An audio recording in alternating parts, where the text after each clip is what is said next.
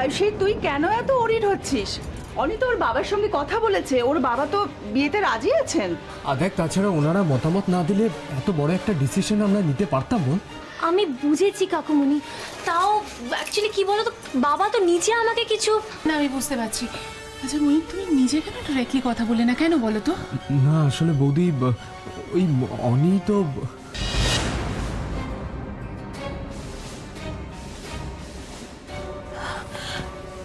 আমাকে একটু পরিষ্কার করে কেউ বলবে কি হচ্ছে? আমি তো কিছুই বুঝতে পারছি না। মইয়া, না কি ব্যাপার দিদি ভাই? না, তুমি এত টেনশন করো না, জাস্ট ফর্মালিটি। আমাকে বলো। আমরা আছি তো, তুমি কেন এত চিন্তা করছো? মা, বলছিলাম যে আমি একবার বাবাকে ফোন করে দেখি। হ্যাঁ যাক। না না বৌদি, কোনো দরকার নেই। আমার বাবার সাথে কথা হয়েছে, আমি সব বুঝিয়ে বলেছি। অনি, তুমি বলেছো, কিন্তু আমি যখন এখানে আছি আমার তো সব দিক থেকে পরিষ্কার থাকার জন্য বাবাকে সবকিছু বলা দরকার, তাই না? বৌদি তুমি পরে ফোনটা করো। আসলে মানে এখানে সবাই অনেকক্ষণ থেকে অপেক্ষা করে আছে। অনি, আমার সিচুয়েশনটা প্লিজ একবার বোঝার চেষ্টা করো। দেখো, এই দুটো বাড়ির মাঝখানে কিন্তু আমি রয়েছি, আর তোমাদের বিয়েটা কেন, কোন সিচুয়েশনে, কতটা আর্জেন্সিতে হয়েছে সেটা মা বাবাকে জানানো আমার কর্তব্য। আর অনি, আমি একদম চাই না তোমাদের বিয়ের পরে আমাদের দুটো বাড়ির মধ্যে কোনো রকম ভুল বোঝাবুঝির সৃষ্টি হোক, তাই আমাকে বাবাকে ফোনটা করতেই হবে। হ্যাঁ, আয়ুষী তো কথাটা ঠিকই বলেছে। দেখো আয়ুষী চ্যাটার্জি বাড়ির বড় বউ, তুমি যতই তোমার বাবার সঙ্গে কথা বলো না কেন, তাতে তো আয়ুষীর কর্তব্য শেষ হয়ে যায় না। আয়ুষী, তুই বরং এক কাজ কর, তুই ফোন করে অমলেন্দু বাবুর সঙ্গে কথা বল। আমার মনে হয় কোনো অস্বস্তি নিয়ে বিয়ের মতো শুভ কাজ করা উচিত নয়। তুমি একদম ঠিক বলেছো। তোমরা দাঁড়াও, আমি বাবাকে ফোন করে দিভাই বলছি কি, আমার না তোর সাথে একটা ইম্পর্টেন্ট কথা আছে রে। তুই চল, আমরা আসছি। হ্যাঁ, সে নয় যাচ্ছে, কিন্তু আগে ফোনটা না না শোন না, চল তুই আমার সাথে চল। মেঘলা, ফোনটা করতে। মুখ দিদি ভাই, আমাদের বাড়ি থেকে ওই বাড়ির কারোর সঙ্গে তোমরা কথাই বলনি?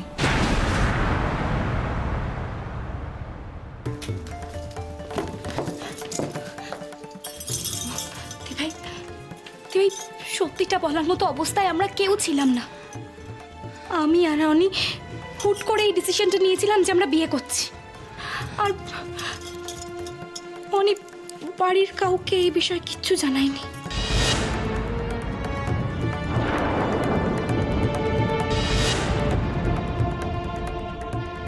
তোরা সবাইকে মিথ্যে কথা বলে বিয়ে করছিস? এরপরে কি হবে তোর ধারণা আছে? দিভাই তুই চুপ, দিভাই চাস না, দিভাই সবাই জানতে পেরে যাবে। দিভাই প্লিজ। তুই ও বাড়ির সবাইকে চিনিস, সবাইকে জানিস, তোর মনে হয় মেঘলা মা জীবনে তোদের বিয়েটা মেনে নেবে? দিভাই বড় আন্টি তো কোনোদিন তোকেও মেনে নেয়নি, তাও তো তুই আছিস দিভাই, নিজের লড়াইটা নিজেই করে যাচ্ছিস। তুই পারছিস দিভাই, আর আমি পারবো না? আমিও ঠিক পারবো দিভাই। তুই ভুল করছিস মেঘলা, নিজের জীবনটা এভাবে নষ্ট করিস না। দেখ, তুই পুরো ব্যাপারটা আমার উপর ছাড়, আমি সবাইকে বুঝিয়ে বলছি। না,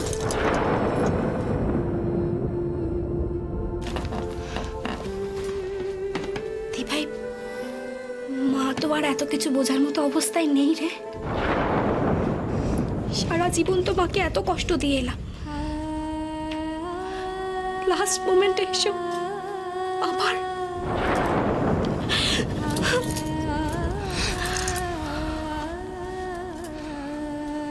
বৌদি, বাড়িতে এখন জানলে যা হবে, পরে জানলেও তাই হবে।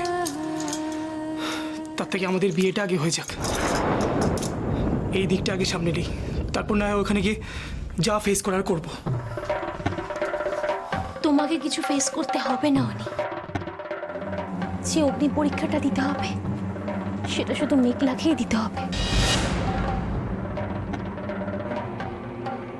দিভাই মায়ের জন্য এই অগ্নি পরীক্ষাটা দিতে আমি রাজি। মাকে যে আমি কথা দিয়েছি, মায়ের কথাটা আমি রাখবো দিভাই, রাখবোই।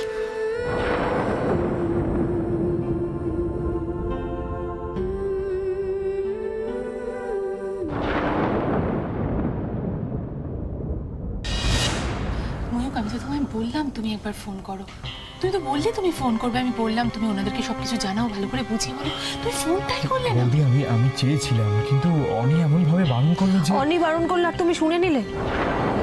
ওনারা কি ভাববেন সেটা তোমার খেয়াল হলো না? মেয়ের বাবা হিসেবে তোমার তো কিছু দায়িত্ব আছে ময়ূর। না মানে আমি বলছিলাম যে মানে অনি যখন বলেছে ফোন করেছে তার মানে নিশ্চয়ই করেছে। আসলে মানে আমাদের বাড়িতে তো সবসময় কিছু না কিছু লেগেই আছে, সেই কারণে হয়তো সামহাও মানে জেঠু হয়তো আমাদের জানাতে পারেনি ব্যাপারটা। না বান্টি, যেটা হয়েছে সেটা ঠিক হয়নি। অন্তত একবার অনির মাকে জানানো উচিত ছিল। পুরো বিষয়টা ঘটে যাবার পর যখন উনি জানবেন তখন উনি কিভাবে নেবেন আমি তো সেটাই বুঝতে পারছি না। আচ্ছা, আমি যদি একবার ওনাদের সঙ্গে কথা বলি, মানে আমি যদি বুঝিয়ে বলি যে এটা আমার একটা শেষ ইচ্ছে। তুই আবার কেন এইসব কথা বলছিস? দাঁড়া না, আয়ুষী তো মেঘলার সঙ্গে কথা বলছে, ভুল বোঝাবুঝির জায়গাটুকু নিশ্চয়ই ওরা ঠিক করে নেবে।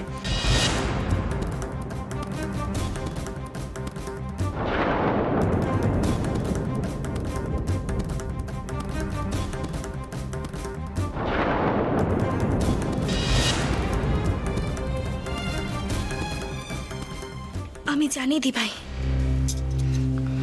আমি এতদিন জেনে না জেনে অনেক ভুল করেছি, কিন্তু আজ আমি যেটা করছি সেটা কোনো ভুল না। আমরা তো পারতাম বাড়ির সবাইকে জানিয়ে এই বিয়েটা সুস্থভাবে করতে পারতাম, কিন্তু সবাইকে কনভিন্স করাতে অনেক সময় লেগে যাবে দিভাই। অত সময় যে আমার হাতে নেই দিভাই।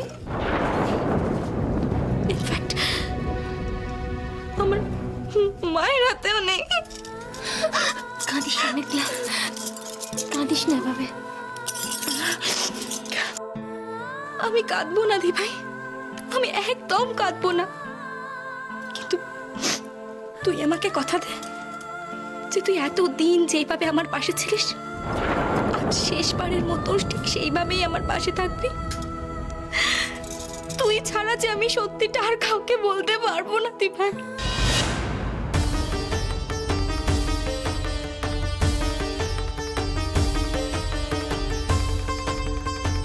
আমার উপর এতটা ভরসা করিস যখন, তখন আরেকটু ভরসা রাখ। তোদের বিয়ে নিশ্চয়ই হবে মেঘলা, কিন্তু সেটা ও বাড়িতেও জানাতে হবে তোদের ভবিষ্যতের জন্য।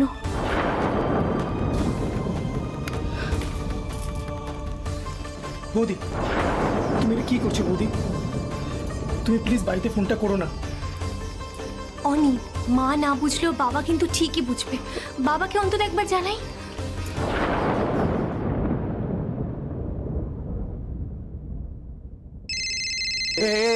এই দেখো দেখো তো তোমার বৌমাই ফোন করে ফেলেছে। হ্যাঁ হ্যালো, হ্যাঁ আয়ুষীমা, তোমরা ঠিকমতো পৌঁছেছো তো? তোমার কাকিমা কেমন আছেন? কাকিমা ভালোই আছেন বাবা। আসলে বাবা আপনাকে একটা অন্য কথা বলতে ফোন করেছিলাম।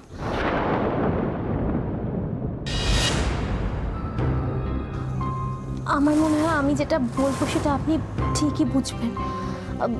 বাবা অনি এখানে। আমাকে দাও তো, দাও। হ্যালো আয়ুষী, শোনো না, তুমি অনিকে ফেরত পাঠিয়ে দাও কেমন? আর তুমি যতদিন খুশি ওখানে থাকো, তোমার কাকিমা সম্পূর্ণভাবে সুস্থ হয়ে যাক, তুমি তারপর ফিরো। তোমার তো এখানে তেমন কোনো কাজও নেই, বলো? ঠিক আছে, রাখছি তাহলে।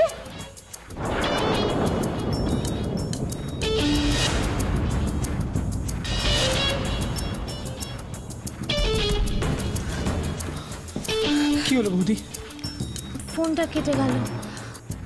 বাবার সাথেই কথা বলছিলাম, কিন্তু মা হঠাৎ ফোনটা নিয়ে নিলেন। কিচ্ছু বলতে পারলাম না। বলা যখন হয়নি আর বলতে হবে না বৌদি। তাছাড়া মেঘলাকে আমি কথা দিয়েছি, এই বিয়েটা হবেই।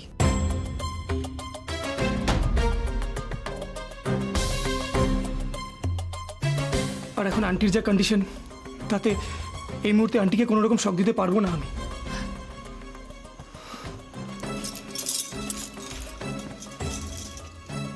দিভাই একবার বিয়েটা হয়ে যেতে দে, তারপর দেখবি আমি আর অনি মিলে সব সামলে নিয়েছি। তুই এত চিন্তা করিস না দিভাই। তোরা সব কিছু সামলে নিতে পারবি তো? তুই যদি তোর এই বোনটার পাশে থাকিস তাহলে আমি সব একাই সামলে নেব দি ভাই।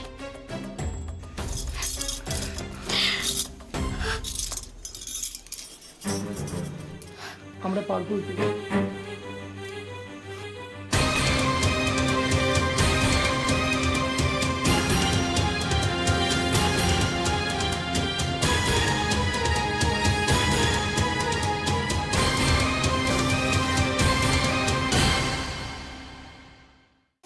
এবার আপনি এইখানটাতে সই করুন।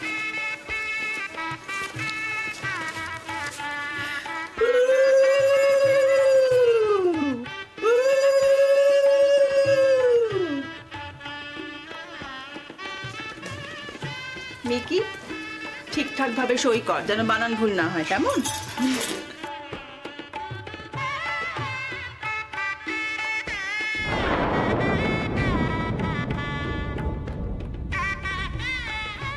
কি হলো, সইটা কর।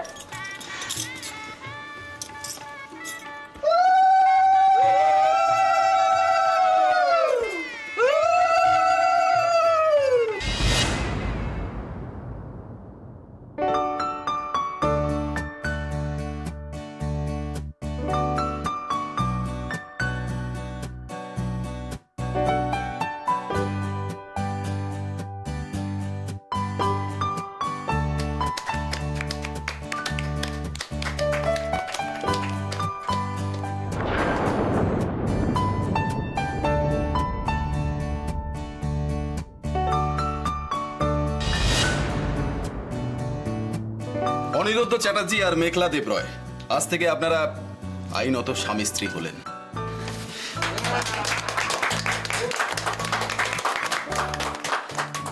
এবার বাবা মাকে প্রণাম করে আশীর্বাদ চেয়ে নে।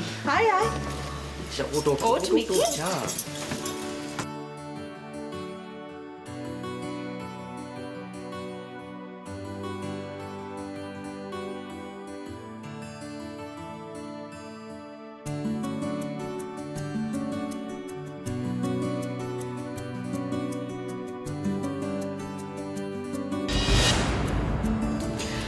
থাক থাক থাক।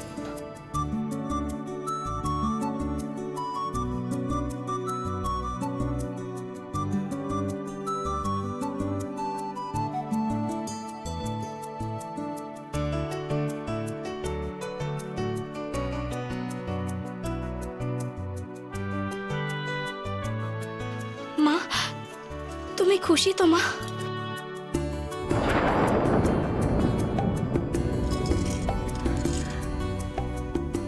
তুই দুটো হেসে কথা বললেই আমি খুশি হয়ে যেতাম মিকি, আর আজ চোখের সামনে এই সব কিছু দেখছি, আমি খুশি হব না? খুব ভালো থাক মিকি, ভালো থাকো। আমার যেন বিশ্বাসই হচ্ছে না। মা, এই সব কিছু স্বপ্ন না মা, সব সত্যি। তুমি দেখো, তুমি দেখো, আমি তোমার শাড়ি পরেছি মা, তোমার গয়না পরেছি আমি মা, দেখো মা।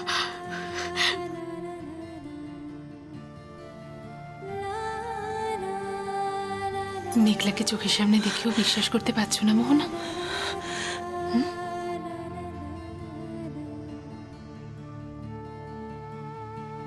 বিশ্বাস হচ্ছে না দিদি ভাই, যা আমার ভাগ্যে কি সত্যি এত সুখ ছিল? জীবনে অনেক কিছু পাইনি, অনেক কিছু হারিয়েছি, কিন্তু যাওয়ার আগে আজ যা দেখে গেলাম, আজ আমি যা পেয়ে গেলাম, আমার আমার না পাওয়ার সমস্ত দুঃখগুলো ভুলিয়ে দিল। মা, তুমি কিন্তু আমাকে প্রমিস করেছিলে এই সব কথা আর কোনোদিনও আমাকে বলবে না।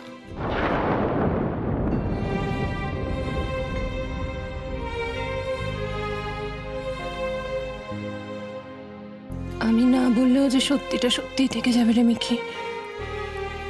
আমি তো জানি আমার সময় ফুরিয়ে আসছে, এই হাসি আনন্দ সব সব থাকবে, শুধু আমি থাকবো না মেঘলা। আজ পর্যন্ত তোর জীবনে তোর মায়ের জায়গাটা শূন্য থেকে গেছিল, অথচ আজ দেখ আমি হাজার চেষ্টা করলে, হাজার চাইলেও আর আর সেটাকে ভরাট করতে পারবো না।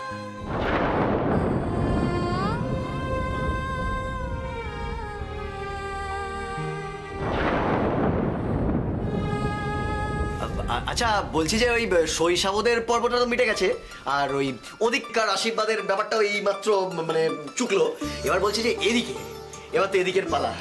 এই যে আমি গুরুজন, আরে ভাসুর ঠাকুর বলে কথা, কি মেঘলা দাঁড়িয়ে থেকো না, এসব প্রণাম করো। কি এই অনি তুই দাঁড়িয়ে আছিস কেন? প্রণাম কর। বান্টিদা, না না, এই কি বান্টিদা ফান্টিদা শুনবো না। শোনো, এখন যদি এদিক ওদিক কিছু দেখেছি, বরকে সোজা বগল দবাই করে কলকাতা। তাই হবে ভাসুর ঠাকুর, কিন্তু তার আগে বরকে বিয়ের জায়গায় নিয়ে যাওয়ার বন্দোবস্ত করো। ও ঠিক ঠিক, রাইট রাইট রাইট। আজকে মিকির বিয়েতে অনেক ধুমধাম হবে। মোহনা যেমনটি চেয়েছিল ঠিক তেমনি ভাবে আমাদের মিকির বিয়ে হবে। মালা বদল, সিঁদুরদান সব কিছু হবে। কারোর মনের কোনো আশা অপূর্ণ থাকবে না আজকে। চলো চলো সবাই ছাদনা তলে চলো, এসো। পুরোপোষে আসুন আসুন, আপনি চলুন। কি আসুন আসুন, আপনি আসুন, চল চল।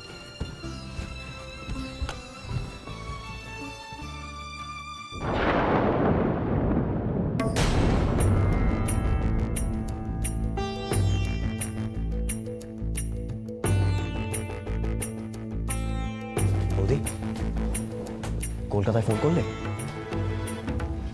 ফোন করেছিলাম, কিন্তু বাবাকে কিছু বলা হয়নি। আসলে মা ফোনটা মাঝখান থেকে নিয়ে নিল। কিন্তু কথাগুলো বাবাকে জানানো খুব দরকার ছিল বান্টি।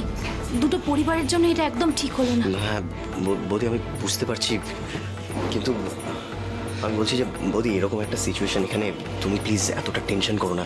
দেখো আমি বলছি সব ঠিক হয়ে যাবে, আর তুমি তো আছোই, তুমি ঠিক কিছু না কিছু করে ম্যানেজ করে দেবে। আমি জানি তুমি সব পারো। সব যদি পারতাম, এতদিনে নিজের জায়গাটাও ঠিক করে নিতে পারতাম বান্টি। আমি তো বুঝতে পারছি না, সব জানাজানি হয়ে গেলে যে ঝড়টা উঠবে, সেটা আমি সামলাবো কি করে?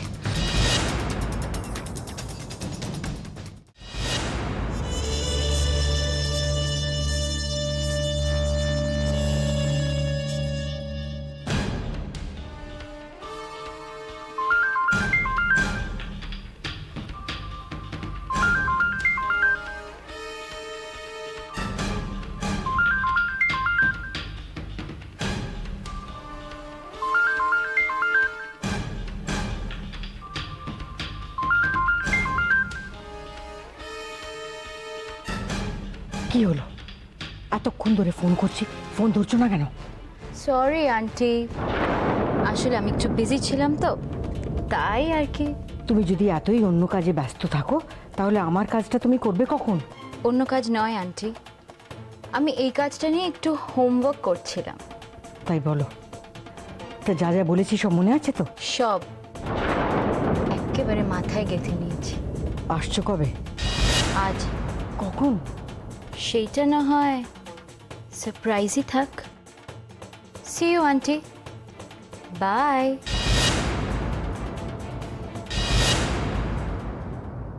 তোমার জন্য একটা সারপ্রাইজ আছে আয়ুষী। তুমি বোধহয় ভুলে গেছো, সিংহাসন আর খাঁচা, এই দুটো জায়গা কখনো খালি যায় না। সিংহাসনে তো বসবো আমি, আর খাঁচায় তোমার জায়গায় ঢুকবে রুবি। কি করব বলো? 6টা মাস বলে কথা, কি বলো?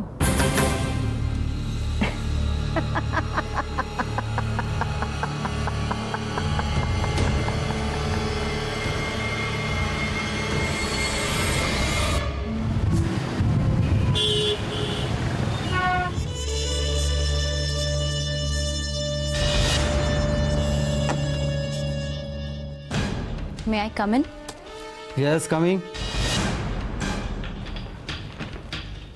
বসতে অফার করবেন না মিস্টার চ্যাটার্জি?